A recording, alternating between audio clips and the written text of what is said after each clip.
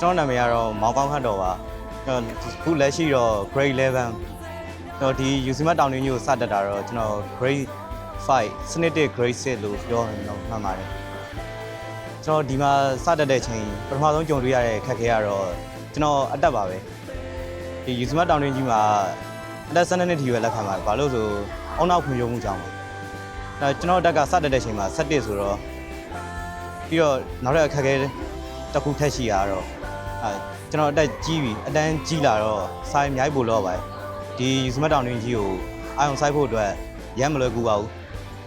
ဒါပေမဲ့ကျွန်တော်မိဘရဲ့ teacher ရဲ့ပြီးတော့ဒီ UCMAT တောင်တွင်းကြီးရဲ့ founder ဆရာဦးကျော်ဝင်းလက်ကအဆင်ပြေအောင်အချိန်တွေအများကြီးညှိပေးတယ်တဖြည်းဖြည်းနဲ့ online ကနေတင်တာတွေပါကူညီပေးတယ်အဲ့အတွက်ကြောင့်အပြဿနာကတော့ကျွန်တော်ဖြေရှင်းနိုင်ခဲ့ပါတယ်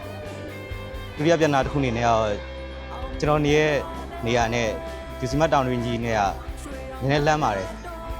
ကျွန်တော်တွားလိုက်ပြဿနာတွေရှိပါတယ်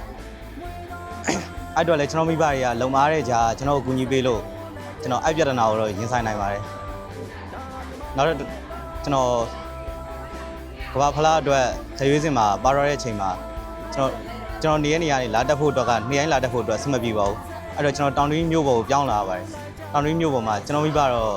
အလောက်ကဇာတိမှာမလို့တောင်တွင်းမြို့ပေါ်တွေလိုက်ပြီးပြောင်းလာမနေနိုင်ပါဘူးအဲ့တော့ကျွန်တော်တောင်တွင်းမြို့ပေါ်မှာတယောက်တည်းနေပြီးတော့UCMAT တောင်တွင်းကြီးလည်းတက်ရပါတယ်အကြောင်းပြောင်းလာတဲ့အတွက်ကြောင့်အခက်ခဲရတော့